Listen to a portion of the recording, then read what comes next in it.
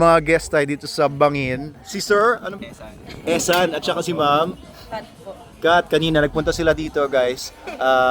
Kakain daw sila ng bulalo, susubukan nila yung bulalo. Sabi ko, yung bulalo dito, mas masarap pa sa kahit anong bulalo sa buong Binangonan. Or maybe the world, di ba? Sabi ko, sir. Opo. Ayan, umorder na silang bulalo. Eto. Ayan, kanina husgahan pa daw niya. Ano masasabi mo, sir? Harap po. Oo. Malambot pati yung laman. Kinukumpara niya sa mga bulalo sa pinakamasarap daw na nakainan niya sa Tagaytay. Oo. Opo. Sa Balay Dako. Oo, masarap doon guys, kumain kayo doon. Pero ano masasabi mo sir compared sa Balay Dako? Yung pinakamasarap na bulalo na tikman mo dati. Masarap po dito. Maganda rin po ang ambience. Oo. Parang Tagaytay din. Malamig po, malamig ngayon, mahangin. Oo, pero anong mas masarap? Ito or sa Balay Dako?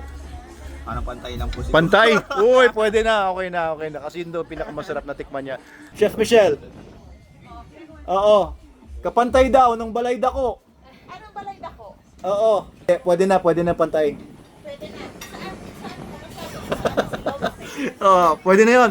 At least Balay Dako yun daw pinakamasarap eh. Oo. Thank you po sa inyong evaluation, sir. Ano ulit? Esan po. Eson, E-S-O-N. ESAN po. E-S-A-N. Ayan. Ikaw ma'am, anong ano nyo? Hatol ninyo? Ganon din, same din. Thank you po. Ang mga tiga saan po kayo? Ganito lang din po. Binangonan din. Yes, thank you. So yun ang atol ngayon sa ating bulalo dito sa Bangin. Subukan nyo na guys ang bulalo sa Bangin. Oo. May re-recommenda nyo ba sa iba, sir? Opo.